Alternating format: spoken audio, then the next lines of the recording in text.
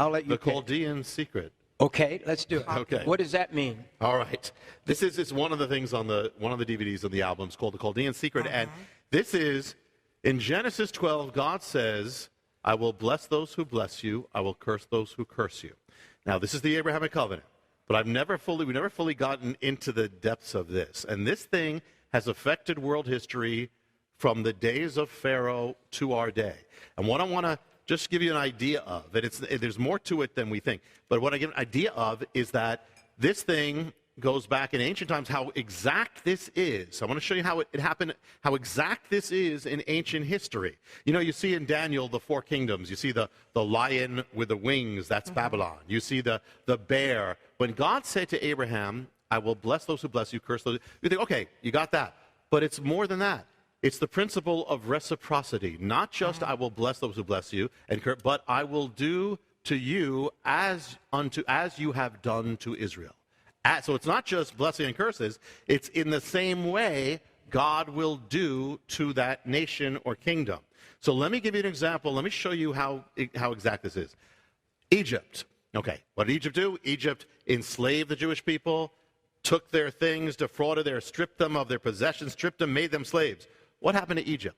At the same time that you have the Exodus, all of a sudden in its history, the great Egyptian empire, which is the center of the world, suddenly collapses. Everything collapses. And what happens is, from that moment on, Egypt keeps descending and descending and descending till it becomes used by the other nations. It actually becomes a slave of other nations. For the rest of its history, it is stripped, it is defrauded. As they did to Israel, that's what happened to Egypt. It becomes a second-rate power from the greatest kingdom in the world. Becomes literally a slave to nations. That's Egypt. What's the next great power? We spoke about it today. Assyria. The Assyrian empire of terrorism, brutality. What did they do? This is the harbinger. They came in, they brutally destroyed Israel, the northern kingdom. They razed it to the ground. They massacred the people. They took the others away, and there you have the 10 lost tribes. You don't know. There's still argument about where they are. It ended the northern kingdom of Israel. So according to the ancient principle of the Abrahamic covenant, what would happen to Assyria? Well, what happened to Assyria is in 612 BC, the other nations rise up. Babylon rises up. All these nations rise up in a fury, and they completely wipe out the Assyrian empire, just like that. Wiped out, as they had done to Israel. There is barely a trace of it left. When Alexander the Great went by where Nineveh and all, he didn't even know there was anything there. It was just a little mound. Assyria was wiped out more than almost any nation has ever been wiped. As they wiped out Israel, the northern kingdom, Assyria was wiped out and became ruins, exactly as they had done to Israel. Next kingdom, the lion with the wings, Babylon. What did Babylon do to Israel? They were bad. They weren't as bad as Assyria, but they were bad. What they did is, they didn't totally wipe out. What they did is, they did destroy the land, but they took the people of Israel out of Israel. They deported them to Babylon, the great Babylonian captivity. They exiled them. They depopulated Jerusalem, so it became a ghost city. Now think about the Abrahamic covenant. What happened to Babylon? If you read on and what happened to that city, Babylon became depopulated. The citizens were removed from Babylon. There was an empty city, just like they had done to Jerusalem. And God says, you look at the prophecies, Isaiah and Jeremiah, it says, it'll be abandoned, not even the animals will dwell there. Well, that's exactly what happened. Babylon became a ghost city, just as they had made Jerusalem. Let's look at the next one. The bear, Persia. What happened to Persia? Well, what did they do to Israel first? Persia rose up. They took over Babylon, and then under Cyrus, they said, go back, you can go back to Israel. We'll let you continue as a nation. You know, Israel could think we're finished, but God says, I'm going to raise up Cyrus, and he's going to say, go back, you can go back to Israel. So what he did, now you can't be a great kingdom, but you can go back and you can be a province of Persia. So you'll go back, you can continue your history, but under us as a lesser version of the kingdom you were. That's what they did. What did then God do to Persia? They're the only one that let Israel continue. God, therefore, allowed Persia to continue as a nation. It's the only one. Because they let them go. But not as they were the great Persian Empire. He let them continue as they did to Israel as a smaller version of the great empire. So what happens, if you read on history, you have these other empires that rise up from Persia, the Parthian Empire. You can go through the whole list. They keep rising up. They keep having revivals, just like they let Israel revive. But each one is smaller, basically, than the great Persian Empire, smaller and smaller, till you get to even the 20th century when you have the Shah of Iran trying to revive the Persian Empire. Smaller, smaller, smaller. And what is Persia? Persia is Iran. It's the one beast that was allowed exactly as they had done to Israel, God did to them. Let's now move to the leopard with 4 heads, the leopard Greece. What did Greece do to Israel? Well, under Alexander the Great was pretty neutral. He swept through. But then his 4 generals divided up the empire. You have Antiochus Epiphanes, the guy who brought you Hanukkah, the foreshadow of the Antichrist, desecrated the temple, all that. He decided, we're going to eradicate the Jewish faith. We're going to spiritually fight this. We're going to end the God of Israel and all that. Well, what happened is, soon after that, Antiochus falls as a king. You won't read this in Hanukkah. This happened after Hanukkah. He falls as a king, and then within about 100 years, his empire is virtually powder, nothing. So God destroyed it. But this is deeper. What Greece did, or the civilization of Greece, is they sought to end the ways of God more than even the land. They used the Greek ways. They said, we will replace the God of Israel with the God of the Greeks. The Jewish people will worship Zeus. We will use Greek culture. Greek culture would come in. We're going to do Greek language, and it almost worked. The Jewish people started speaking Greek, and all that. What did God do to Greece? The Greeks. What he did is, as they tried to eradicate the faith in God and replace it with the gods of the Greeks, God replaced the God of the Greeks with the gospel of Israel. Wow. He did the exact thing that they tried to do.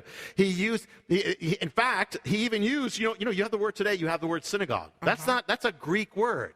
There are a lot of things in Hebrew, that's actually a Greek word. The diaspora, the dispersion of the Jews, Greek word, all the Greek words. But the thing is, what happened is they tried to use the Greek culture and Greek language to spread the Greek ways and eradicate the faith in Israel. God used the Greek language to eradicate the pagan ways and bring the gospel, the Greek. That's why the New Testament's in Greek.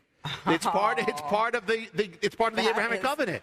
God used what the enemy used against God. God takes the very thing and uses it for God. And most of us have found the Lord through a Greek version of this. So God, it's amazing how this works in history. And I'll share one more, because this is the final kingdom of the ancient world. And we'll just another time I can go throughout all history up to now. But we have a word for America. But the last one was the kingdom of Rome. What did Rome do to Israel? Rome came into Israel. Rome destroyed Israel. But Rome scattered Israel across the world. If you see Jewish people now and they're not in Israel, it's because of Rome. Why I'm here? Because of Rome. God, did all, but they came in there, they destroyed the temple, all these things destroyed. They destroyed what they thought was the Jewish faith, but they scattered Israel all across the world, diaspora, scattered them to the ends of the earth, all the way from home. It broke up Israel like powder. Just like it says in Daniel, this one will crush in powder, will crush everything. Well, what did God do to Rome? As they had done to Israel, God broke up Rome. First he split them in two. Then what he did is he totally disintegrated Rome and scattered it to the world. What do I mean? Let me tell you how. Let me give you an example. The language of Rome was Latin. What did he do? He scattered it to the world, so that now it becomes French, Spanish, Portuguese, Romanian, Italian. He literally, that's why you have all that, because God scattered in pieces Rome. Across the world, why do you have all across the world you have leaders called dukes or duchess, or you have a senate in America, you have a president, all after the Roman system. All around the world, the Roman system of government is there, but it's been broken in pieces. You go to Washington, D.C., that's Roman architecture. All around the world has been spread. You look at Roman Catholicism, it's all split up, diocese, that's the Roman split. All these things are based on Rome, scattered to the ends of the world. He took Rome and did exactly what they did to the Jewish people. Continued, they affected the world, so has Rome. It's a whole other thing. We talk about the ghost kingdom that's linked to what's coming. But Rome never fully stopped. Rome has been scattered around the world, just as they did to the Jewish people. God is exact. So let me just give one thing. We'll stop right there. There's so much to share about every empire, including America. But I'll just say one word about America. Is it an accident? It says, as you have done. Is it an accident that America just happens to be the nation in modern history that blessed the Jewish people by receiving them in, giving them refuge more than any other nation, blessed Israel more than any, supported them more than any nation, just happens to be the same nation that is the most blessed, has been the most blessed nation on earth. God said it, he did it, he's faithful. But the warning is, as you do to Israel, so it shall be done to you, and to much is given, much is required. We've been blessed, among other things, as we have blessed Israel. But in the last 8 years, we've seen something else. We've seen the worst deterioration in the history of America and Israel. If you abandon, think about now think about the mystery, the Chaldean mystery. If you abandon Israel, what shall happen to you? If you place Israel in danger, what shall happen to you? If you divide up the land of Israel, what shall happen to your nation? That is the warning. I will bless those who bless you. I will curse those who curse you. God is real. God, the God of Israel, is the God of the universe, and he's real. And when he gives a word, it's true. Depend on it. Take it seriously because it's true. And if he gives a warning, take it seriously. And if he gives a promise, if he's kept his promise to Abraham for 4,000 years, he will surely keep his promise to you. Yes. Amen. Amen. Oh, God.